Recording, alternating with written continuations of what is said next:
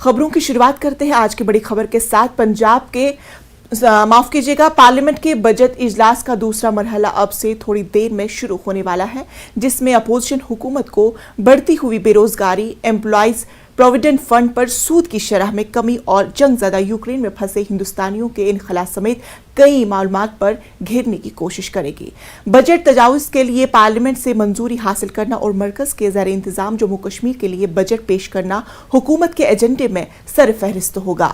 वजीर खजाना निर्मला सीतारमण पीर को जम्मू कश्मीर का बजट पेश करेगी, यानी आज बजट इजलास के पहले मरहले में 29 जनवरी से 11 फरवरी तक लोकसभा और राज्यसभा की कार्रवाई दो मुख्तलिफ शिफ्टों में चलाई गई थी। ताहम इस बार कोरोना वबा से मुतालिक सूरत हाल में बेहतरी की वजह से लोकसभा में राज्यसभा की कार्रवाई सुबह 11 बजे से एक साथ चलेगी।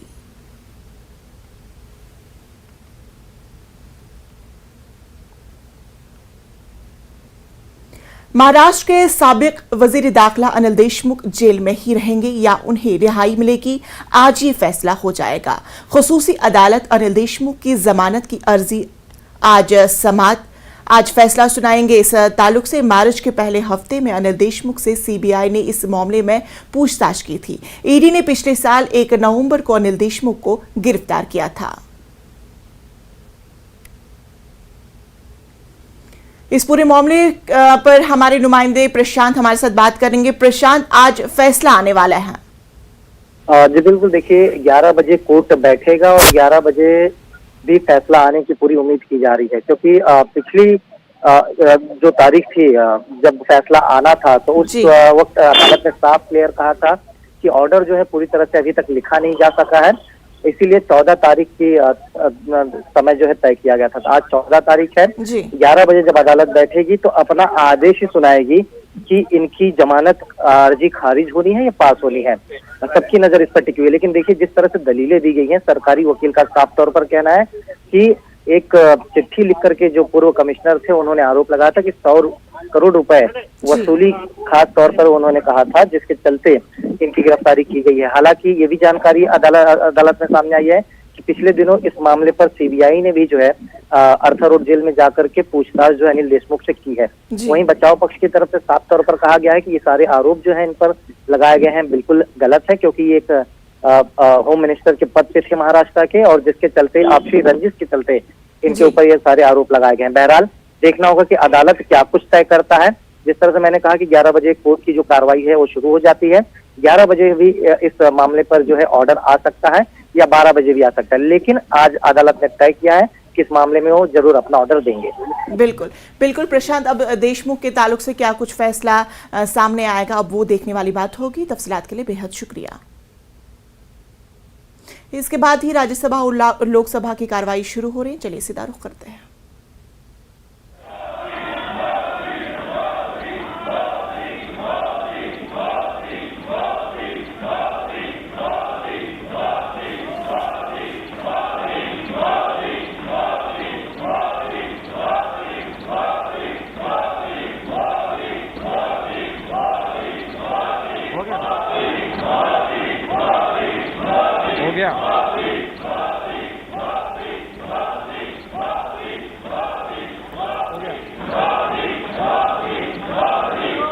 राष्ट्रीय की संसदीय शिष्टमंडल रविवार 13 मार्च 2022 को भारत पहुंचा। उसी दिन उन्होंने आगरा का भ्रमण किया।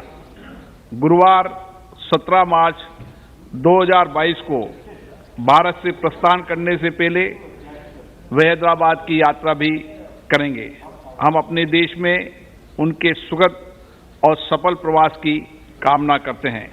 हम उनके माध्यम से ऑस्ट्रिया की राष्ट्रीय परिषद, संघीय परिषद, सरकार और ऑस्ट्रिया की मैत्रीपूर्ण जनता को अपनी ओर से तथा सभा की ओर से बधाई एवं शुभकामनाएं देते हैं। मैं सभा में अपने 3 पूर्व साथियों के दुखद निधन के बारे में सूचित करना चाहता हूं। श्री एस सिंगर वादीवेल तमिलनाडु के तंजावुर संसदीय निर्वाचन क्षेत्र से छठी, 7वीं, 8वीं और 9वीं लोकसभा के सदस्य थे। वे लोक लेखा समिति और सभा पटल पर रखे जाने गए पत्रों की समिति के सदस्य भी रहे।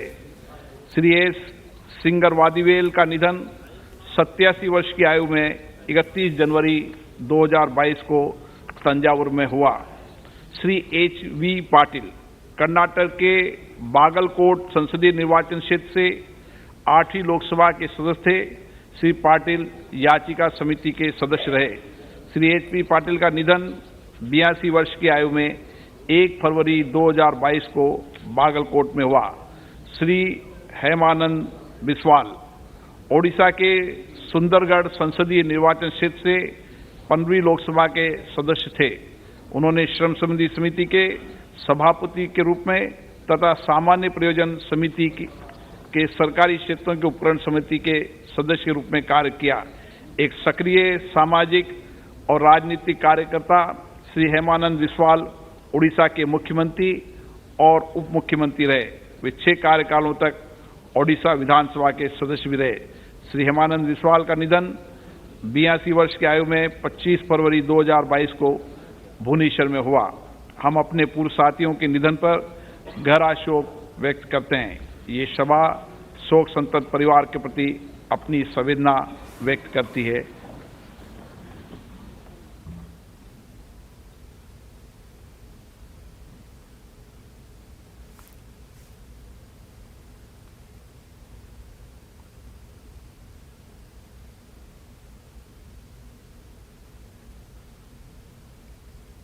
दोनों ऐवानों में कार्रवाई शुरू हो चुकी है। अब चलिए आगे।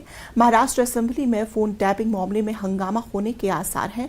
ख्याल है कि इस मामले में अपोजिशन लीडर देवेंद्र फडणवीस को साइबर सेल ने पूछताछ के लिए बुलाया था, जिससे बीजेपी में बरहमी पाई जाती है। वजीर दाखिला दिलीप वालसे पाटिल फोन टैपिंग मामले में ऐवान में हुकूमत का मौकूफ रख सकते हैं।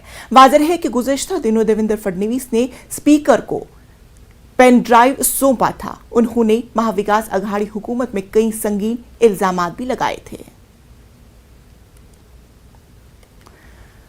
हमारे साथ बराह रास्त वसीम अंसारी हमारे साथ जुड़ चुके हैं। वसीम अंसारी, आज ऐवान में फोन टैपिंग के ताल्लुक से कुछ तबसरा होने वाला है, क्या है कुछ मामलात? देखिए, जिस तरह से पिछले कुछ दिनों से महाराष्ट्र की राजनीति में एक अलग ही माहौल देखने मिल रहा है। सत्ता पक्ष और विपक्ष दोनों की तरफ से आरोप लगते हुए नजर आ रहे हैं। पिछले कुछ दिनों में हमने देखा है कि जिस तरह से बीजेपी ने एक पूरा माहौल क्रिएट किया है और कहीं ना कहीं नवाब मलिक के इस्तीफे की मांग लगातार करती आ रही है। ऐसे वक्त में देवेंद्र फडणवीस ने जिस तरह से अपनी बातें सदन के अंदर रखी और उन्होंने बताया कि उनके पास 1 घंटा 125 मिनट का वीडियो है जो कम से कम 3 से 4 वेब सीरीज बना सकती है। इस तरह का एक पूरा माहौल यहाँ पे तैयार करने की कोशिश की। उसकी जानकारी उन्होंने विधानसभा के अंदर भी दी थी। और एक दिन पहले जिस तरह से साइबर सेल के बड़े अधिकारी उनके घर पहुँचते हैं और लगातार 2 से ढाई घंटे तक उनसे चर्चा करते हैं, उनसे बातचीत करते हैं और देवेंद्र फडणवीस के बाद कहते हैं, ऐसा कभी फील ही नहीं हुआ कि वे गवाह के तौर पे बता रहे हैं, बल्कि एक आरोपी के तौर पे वो अपनी बातें रख रहे हैं। इस तरह की उन्होंने अपनी बयानबाजी साफ तौर पर पत्रकारों के साथ की और उन्होंने बताया किस तरह की जानकारी दी।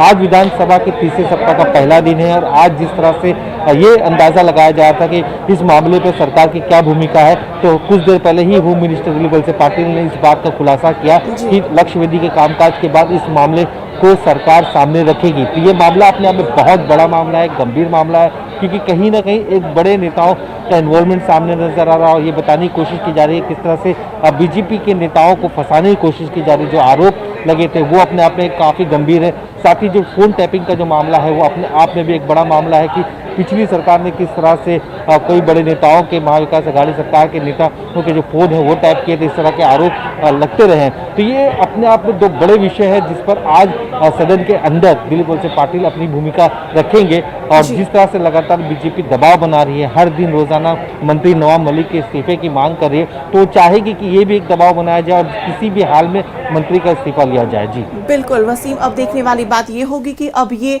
संगीन इल्जामात किस तरह से साबित हो जाएंगे। तफसीलात के लिए बेहद शुक्रिया। आम आदमी पार्टी एमसीडी इंतखाबात को मुलतवी किए जाने के खिलाफ एहतजाज कर रही है। आम आदमी पार्टी बीजेपी हेडक्वार्टर का घेराव कर रही है। आपने इल्जाम लगाया है कि शिकस्त के खौफ से बीजेपी ने इलेक्शन कमीशन को डरा धमका कर एमसीडी इंतखाबात मुलतवी करने के लिए दबाव बनाया है। दुर्गेश पाठक ने कहा है कि रियासती इलेक्शन कमीशन ने खुद कहा है कि एमसीडी के इंतजाम और इंतखाबात से कोई लेना देना नहीं है, फिर भी मरकज के दबाव में इंतखाबात को मुलतवी किया गया है। आपने इल्जाम लगाया है कि बीजेपी बदउनवान लोगों को अहम ओहदों पर बिठाती है, वक्त आने पर उन्हें डरा धमका कर उनके मनपसंद काम करवा लेते हैं।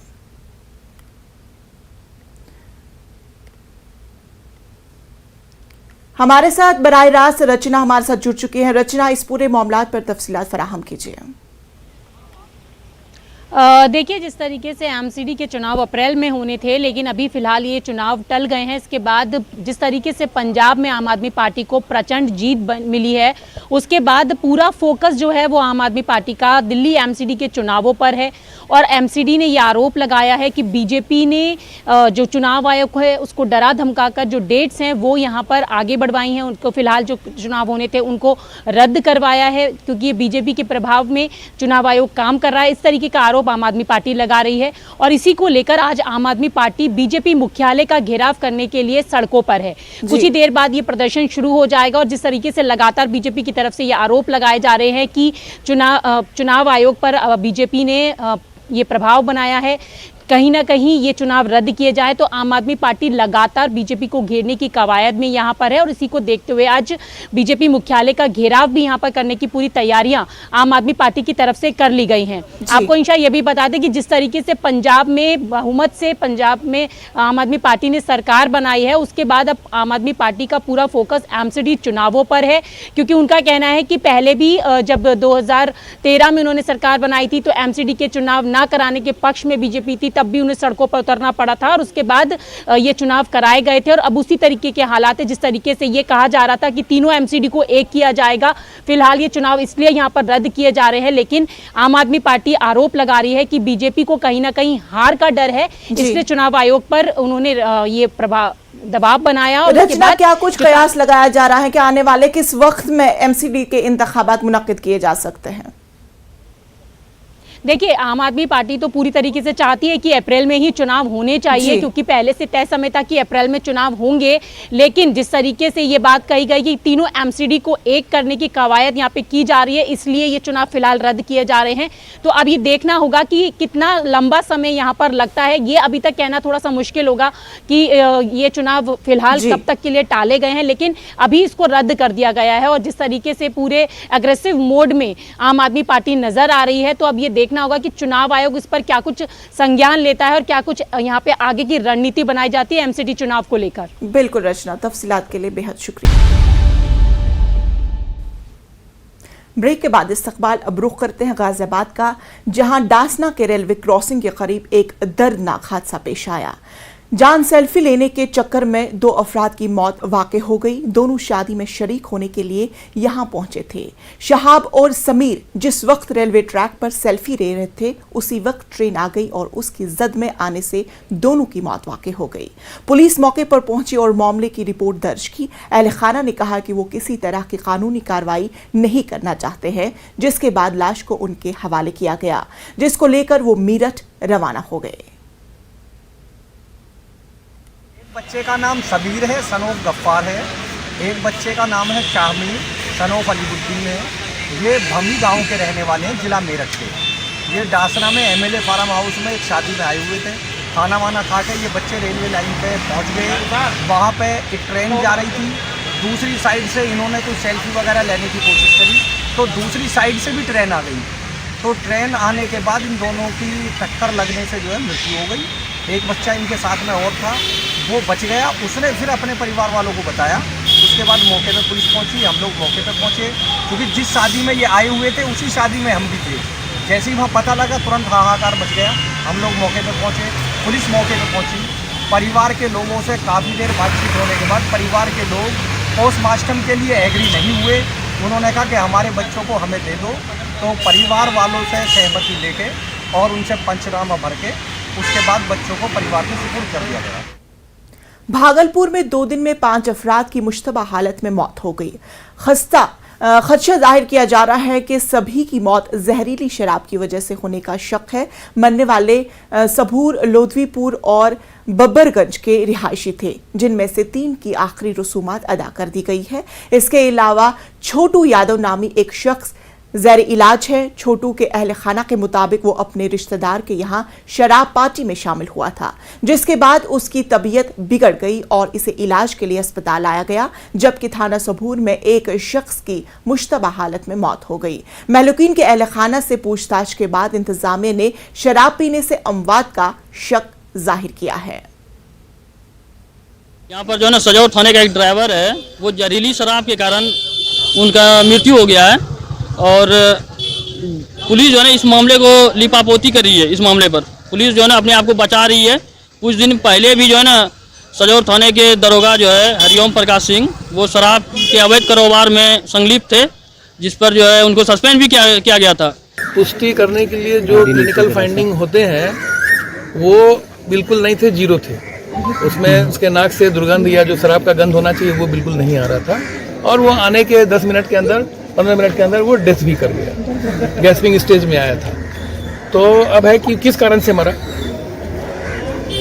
तो ये शायद चूँकि ऐसा लग रहा है कि कुछ टॉक्सिन्स हो सकता है। कई डॉक्टर साहब से भी पूछा गया तो डॉक्टर साहब बताए जो ऐसा कोई लक्षण नहीं था इनका, और लाने के समय में भी और वर्तमान समय में भी। सर चर्चा है कि शराब मामले में सर ये उनके परिजन चाह रहे हैं पोस्टमार्टम कराने, तो उसको हम लोग करवा दे रहे हैं। सर 5 लोगों की मौत हुई है पूरे भागलपुर जिले में शराब।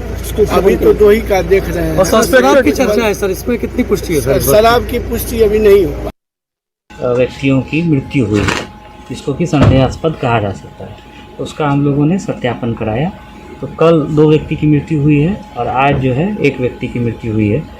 तो जैसे ही सूचना मिली तो हम लोगों ने परिवार के जो लोग हैं, जो उनके निकटतम परिजन हैं, उनसे वार्ता करने के लिए अनुमंडल पदाधिकारी को और अनुमंडल पुलिस पदाधिकारी को हम लोगों ने उनके घर पे भेजा, जिसका कि वीडियो रिकॉर्डिंग भी है।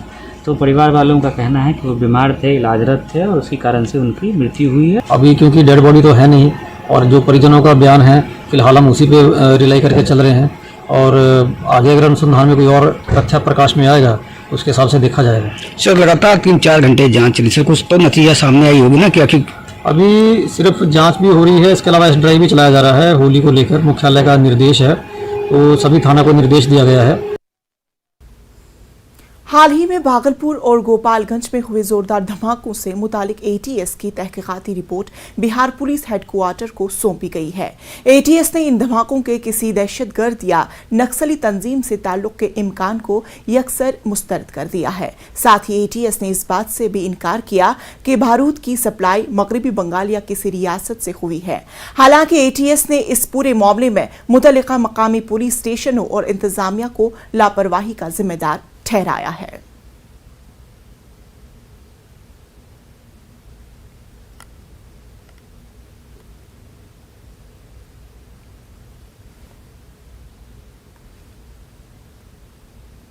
मध्य प्रदेश की राजधानी भोपाल से मुत्तसिल होसिंग नर्मदापुरम में फिरकावाराना यकजहती को नुकसान पहुंचाने की कोशिश का मामला सामने आया है। नर्मदापुरम के समीरी हरचंद रोड पर वाक़ दरगाह को रात के अंधेरे में शरपसंद अनासिर ने न सिर्फ तोड़फोड़ करके नुकसान पहुंचाया, बल्कि दरगाह को जाफरानी रंग में रंग कर यहाँ की फिरकावाराना यकजहती को भी तार तार करने की कोशिश की गई।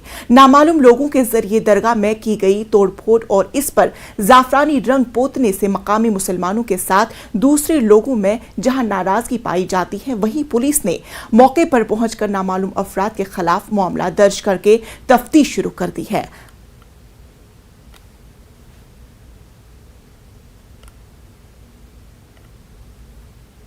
मेरठ की सरदाना सीट से जीत की हैट्रिक की उम्मीद कर रहे बीजेपी के फायर ब्रांड लीडर संगीत सोम के इलेक्शन हारने के बाद भी तेवर बरकरार है। 10 मार्च को नताइज के ऐलान के बाद से मीडिया से फासला बनाए हुए हैं। संगीत सोम कल अपने असेंबली हलके के खेड़ा गांव में 36 बरादरी के लोगों की पंचायत से खिताब करते हुए अपने पुराने अंदाज में नजर आए। संगीत सोम ने समाजवादी पार्टी के मकामी एमएलए अतुल प्रधान और उनके हामियों को निशाना बनाते हुए धमकाने की भी कोशिश की। गाजियाबाद के साहिबाबाद में बड़ी तादाद में कश्मीरी पंडित आबाद हैं। 90 की दिहाई में कश्मीर में जो हालात पैदा हुए उसको लेकर एक फिल्म रिलीज हुई है और कश्मीरी पंडितों ने साहिबाबाद के एक सिनेमा हॉल को बुक करवाया था। जब कश्मीरी पंडित फिल्म देखकर बाहर निकले तो उनकी आंखों में आंसू थे। मादरी वतन से दूरी उनके चेहरों से साफ नजर आ रही थी। उनसे बात की हमारे नुमाइंदे ने। कश्मीरी पंडित एक वो कम्युनिटी है जो अपने देश में पिछले 32 साल से विस्थापन काट रही है और हमारी शुद्ध आज तक किसी सरकार ने नहीं ली, जिसका कि एक मलाल, जिसका कि एक दुख हमेशा हमारे दिलों में है और रहेगा। हमारा कल्चर, हमारे त्योहार, हमारे अपने घर, वो सब, हमारा बिजनेस, हमारी नौकरियां, सब कुछ चली गई। सबसे बड़ी बात हमारी पहचान, हमारा धर्म, हमारा शिविज्म। इस समय की ये बात है, वास्तविकता है। उस वास्तविकता को विवेक अग्निहोत्री जी ने बहुत अच्छी तरह से प्रदर्शित किया है। आज स्थिति भिन्न है। आज भारतीय जनता पार्टी की सरकार है। धारा 370 भी हटा दी गई है। अब बहुत मान सम्मान वापस स्थापित करने का प्रयास किया जा रहा है, लेकिन उस समय तत्कालीन कांग्रेस सरकार में जिस प्रकार का विभत्स घटना हुई है वो वास्तव में बहुत शर्मनाक है। जो पिछले 47 से लेकर पिछले 4 साल तक छुपाया था, जो कुछ हो रहा था वहाँ, वो सब छुपाया था। कोई न्यूज बाहर नहीं निकलती थी। जैसे अभी आपने इस फाइल में, ये पिक्चर में देखा, सब छुपाया जा रहा था। जो असलियत थी अंदर, जो मारकाट, जो कश्मीरियों के साथ दुर्व्यवहार हो गया था, वो सब उन्होंने कर दिया है। खबरों में फिलहाल इतना ही। मुझे दीजिए इजाजत। आदाब।